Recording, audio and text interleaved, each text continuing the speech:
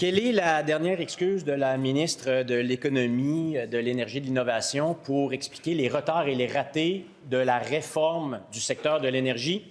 Je la cite, « L'arrivée de la nouvelle administration aux États-Unis vient un peu changer la donne. » Alors que le projet de loi est sur pause, le projet de loi 69, depuis bien avant l'élection américaine, qui n'était pas, j'espère, une surprise non plus pour le gouvernement.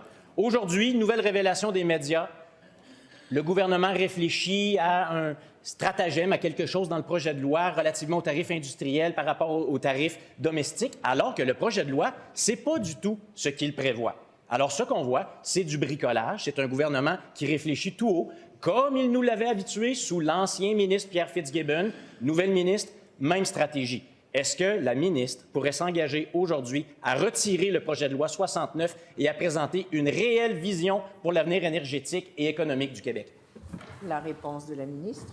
Oui, Madame la Présidente. Alors, j'ai eu le plaisir, dès mon arrivée, je dirais, quelques jours après ma nomination dans mes nouvelles responsabilités, de prendre part aux consultations particulières sur le projet de loi 69, notamment avec le député de Jean Talon et la collègue de Saint-Laurent. Alors, il faut voir qu'il y a plusieurs mémoires qui ont été déposées. En fait, on en a plus de 70 qui ont été déposées. On a rencontré presque une quarantaine de ces groupes. Plusieurs idées ont été mises de l'avant. Et je pense que le but de ce genre d'exercice-là, c'est de faire en sorte de s'inspirer des bonnes idées et de voir à aménager des modifications s'il y a lieu. Donc ça, c'est un processus, d'une part, qui prend un certain temps. Chaque projet de loi est perfectible. Alors voilà, c'est notamment des éléments qui nous ont amenés à retarder l'étude du projet article par article, mais je pense qu'on conviendra que l'arrivée de la nouvelle administration à la Maison-Blanche, ça provoque potentiellement des changements importants dont il faut tenir compte.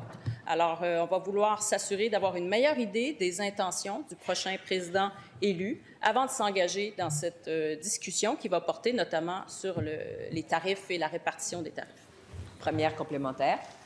Aux mêmes consultations particulières où à peu près tous les intervenants sont venus nous dire la même chose, on ne sait pas quelle est la vision du gouvernement sur l'avenir énergétique du Québec. Et là, on va arriver avec un projet de loi qui va être rapiécé, ramanché, charcuté. Je réitère ma question. Est-ce que la ministre est plus intéressée par l'héritage législatif de son prédécesseur ou par une véritable politique solide pour l'avenir énergétique du Québec? La réponse de la ministre. Madame la Présidente, je pense que notre vision, elle est claire, à savoir qu'il faut s'engager dans la transition énergétique et en faire, c'est notre point de vue, parce qu'il y a des possibilités de ce côté-là, un outil, même un levier de développement économique pour les Québécois. On a des ressources naturelles, on a des minéraux critiques et stratégiques, on a une expertise qui peut être mise de l'avant dans le cadre de la transition énergétique et c'est ce à quoi on s'affaire avec la filière batterie. Maintenant, ça requiert de rehausser considérablement la production d'électricité. Alors, c'est au cœur du projet de loi 69, tout comme l'est d'ailleurs le PGIR, le plan de gestion intégré des ressources énergétiques. Alors, notre vision